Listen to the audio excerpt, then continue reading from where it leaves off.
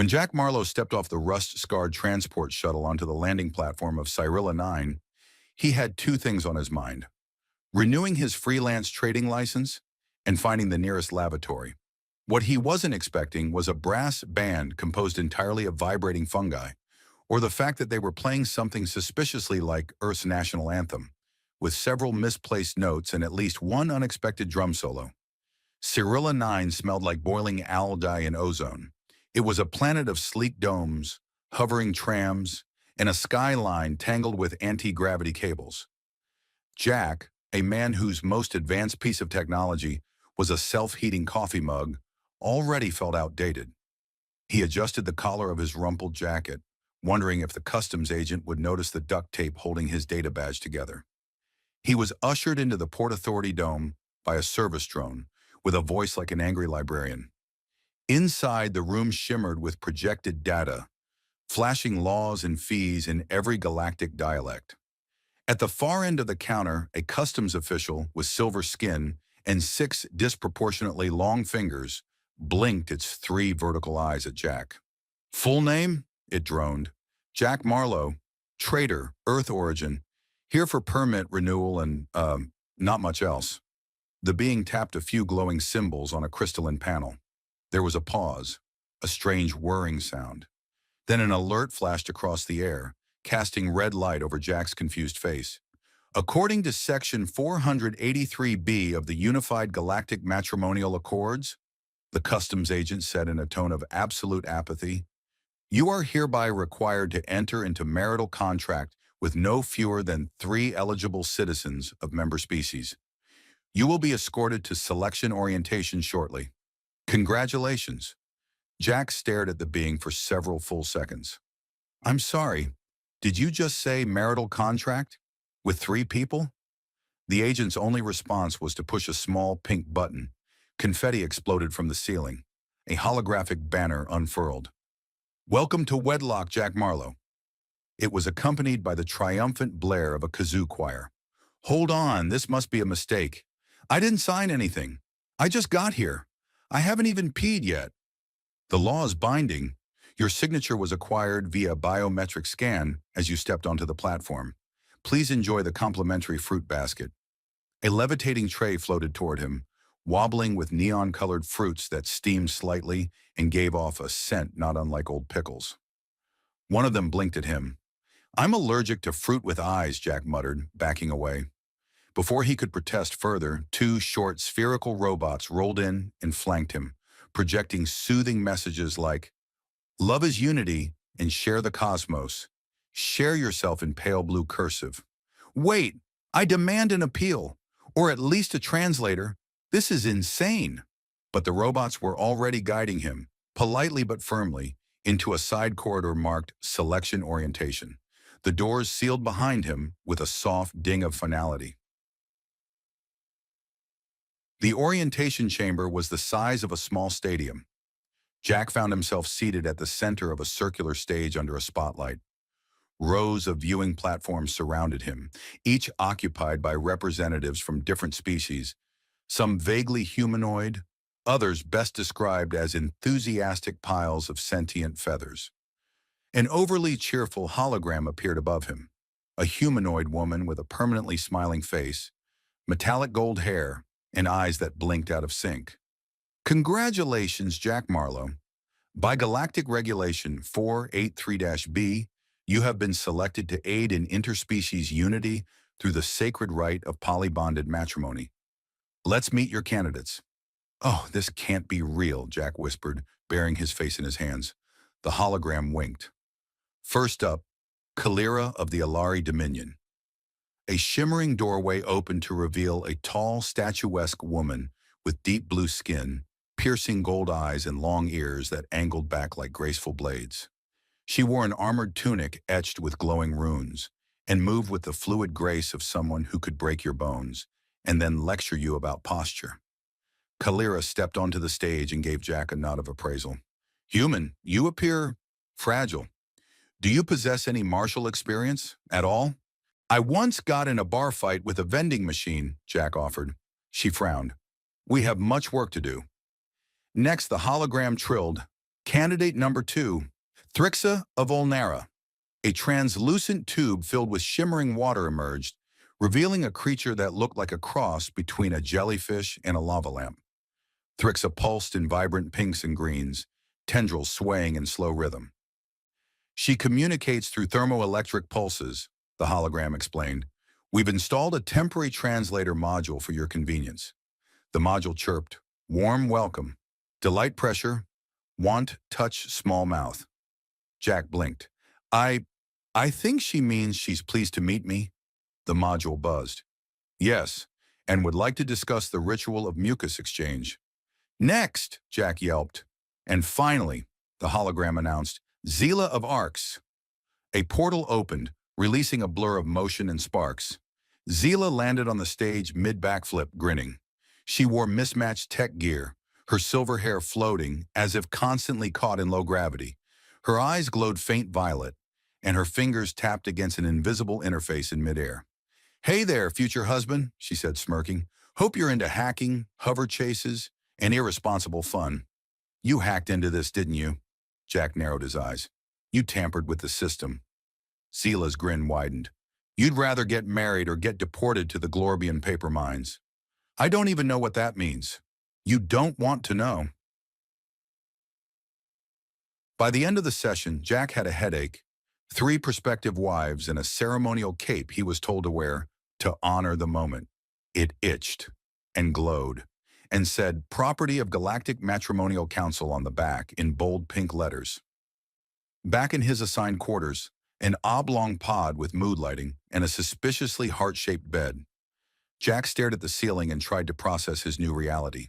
A blue-skinned warrior who thought he needed daily combat drills, a goo-based empath who thought mucus was a love language, and a tech goblin who hacked intergalactic law for fun. Oh God, Jack groaned, covering his face with a pillow. I'm going to die married. From a speaker in the ceiling, the cheerful hologram's voice chimed in. Correction! Galactic records indicate you will be married before you die. Congratulations again, Jack Marlowe. He screamed into the pillow. Jack Marlowe woke to the sensation of being watched by something soft, squishy, and slightly damp. He cracked one eye open and found Thrix's largest appendage gently pressing a bioluminescent petal to his forehead. Emotional temperature, lukewarm, oxygen intake, distressed, cortisol levels, medium crisis, her translator module chirped from a corner of the room. Good morning to you too, Jack groaned, pushing himself up from the bed shaped suspiciously like a giant seashell. The room's walls adjusted color to match his mood, currently a kind of anxious taupe. Why are you in my room? Actually, no. Why aren't you a safe distance away from my respiratory system? Touch reduces hormonal volatility, Thrix's voice translated smoothly. Also, cuddling is pre-breakfast ritual. Cuddling is a privilege, not a protocol, Jack muttered, and breakfast should never involve suction cups.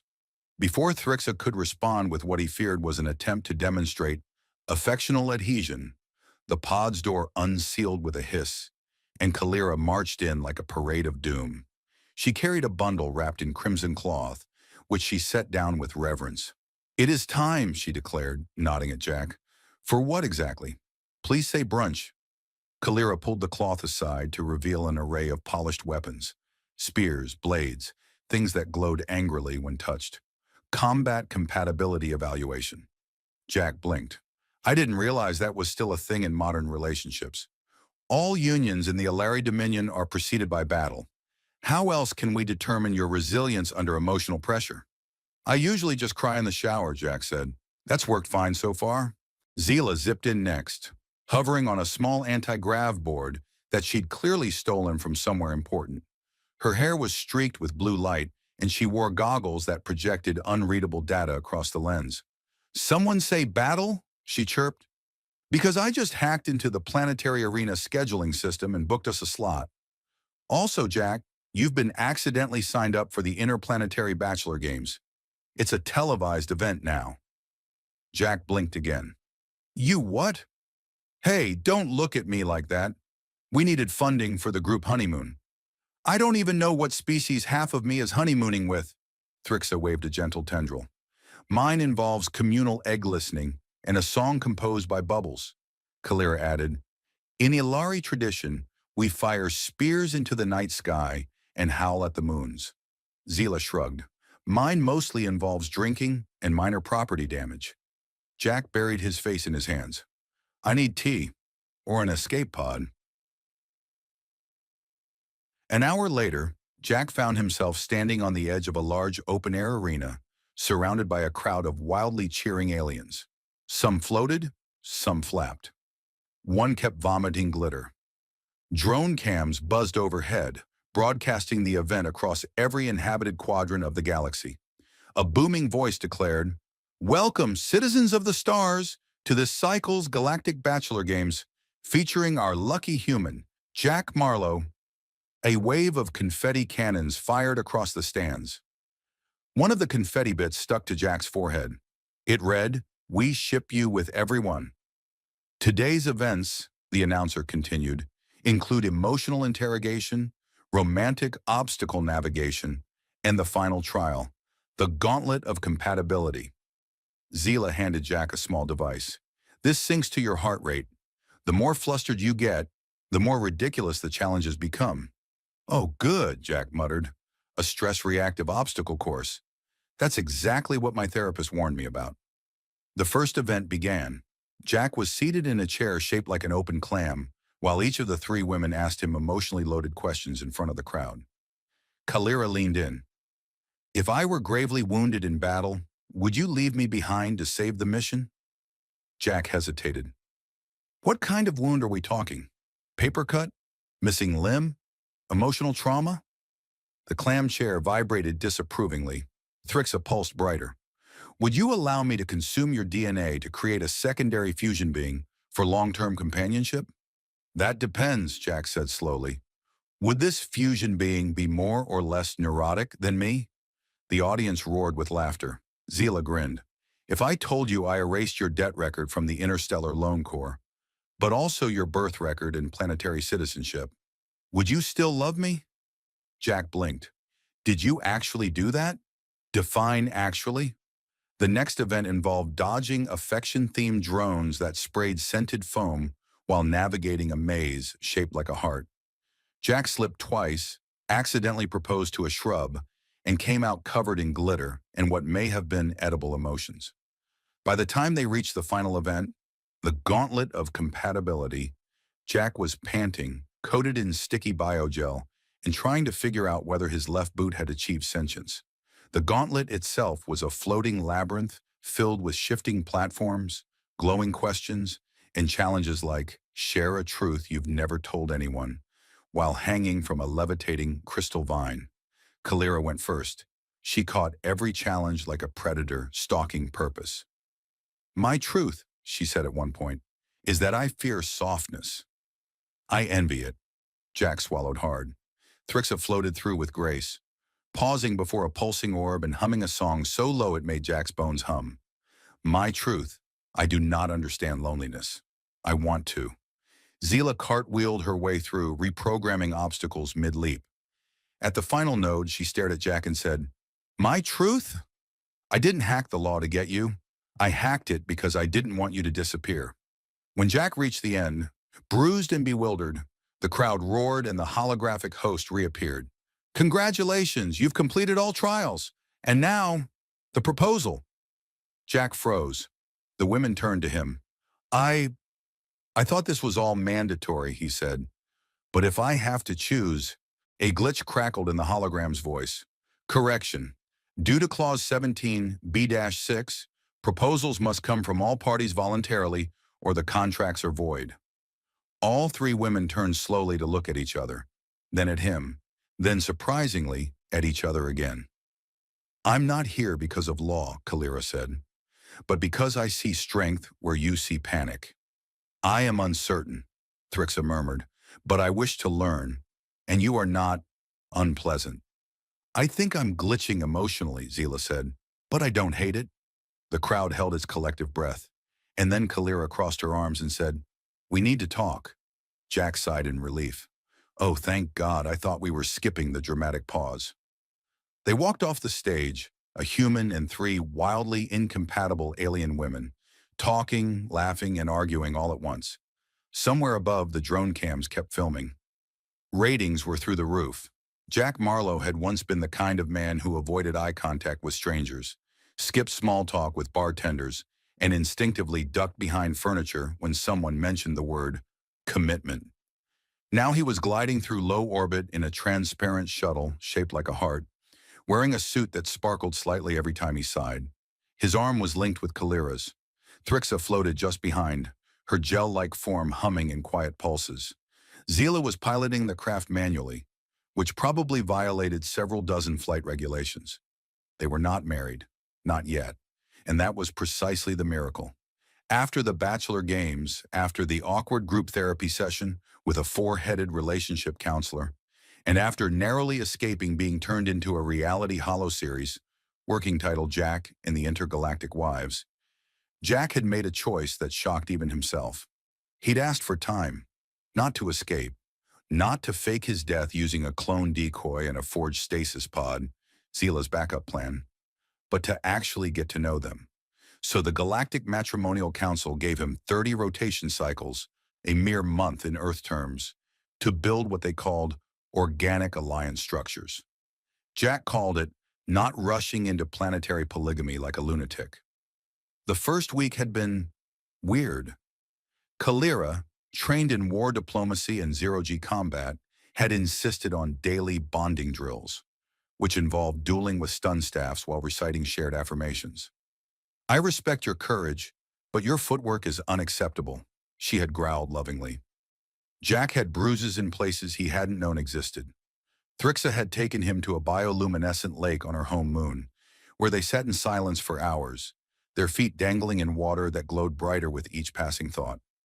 She showed him memories through scent and vibration, her people's long migration through asteroid fields, their fear of solitude, their songs composed from atmospheric disturbances. "I always thought I was bad at emotions," Jack whispered once, as the lake pulsed warmly around him. Thrixa had leaned close, her voice gentle. "You are simply unpracticed, like a hatchling learning gravity." Zila, of course, had hacked into a retired orbital station and turned it into their private retreat, complete with malfunctioning vending machines and a karaoke console that only played late 20th century Earth hits. "You need chaos," she told him, flipping upside down and floating past his head. "But the fun kind, not the legal kind." He'd stared at her. "There's a fun kind of chaos?" "There is if you're kissing someone while it happens." It turned out she wasn't wrong. Over time, the impossibly incompatible women had become, if not a perfect trio, then something stranger and better. A chaotic blend of sincerity, curiosity, and outright stubbornness. And Jack, against all odds, had stopped trying to escape. Now, as the heart-shaped shuttle descended toward the Galactic Union's Grand Assembly Dome, Jack felt something deep in his chest, equal parts dread and hope. It had taken weeks, compromise, and one incident involving sentient flowers with opinions on fashion, but they had reached a decision. They wouldn't follow the law. They'd rewrite it. The council had expected them to quietly fall into line. What they got was a motion to amend Regulation 483-B of the Unified Galactic Matrimonial Accords, backed by passionate testimonials, an impromptu interpretive dance from Zila, and a surprise legal loophole discovered by Thrixa's second cousin, who was literally a lawyer-shaped cloud. The amendment proposal had one simple idea, that any interspecies union, no matter how politically beneficial, required consent, autonomy, and the messy, wonderful process of choice. And Jack had chosen, not a wife, not three wives, but to stay, to build, to be part of something far bigger than himself. The assembly dome buzzed with hundreds of species in their formal wear, shimmering robes, glowing feathers, metallic suits with echo chambers sewn into the sleeves. Jack stood at the center, flanked by Kalira, Thrixa, and Zila. When the head minister asked for final statements, Jack stepped forward. "I didn't come here to get married," he said. "I came to renew a license. I wanted to trade scrap metal and maybe get a decent sandwich. What I got was bureaucracy, confusion, and 3 people who saw something in me even I didn't know was there. But love, real love, can't be scheduled like a shuttle route. It's a glitchy system that needs debugging. And if we're going to force people into anything, let's make it the chance to choose for themselves. The silence after his speech was deep and heavy. Then came a ripple of agreement, a tremor of languages and species murmuring in resonance. The motion passed. 483-B was repealed, and Jack Marlowe, former bachelor, professional avoider, and amateur galactic heartthrob, was free. Weeks later, the shuttle landed on a remote moon covered in silver grass and floating lanterns. It wasn't a wedding, not officially, but there were vows. Kalira handed Jack a ceremonial blade, blunted for safety, and swore to protect his back in battle and in brunch lines. Thrixa shaped herself into a luminous spiral and played a melody only he could hear, a song about growing roots in unexpected soil. Zila offered him a cracked ring made from scavenged tech. "It might explode," she said, "but only a little." Jack laughed. He cried a little, too, and as the stars shifted above them, blinking in languages older than any known tongue, he realized he wasn't afraid anymore. Not of love, not of change, not even of alien in-laws. He was home,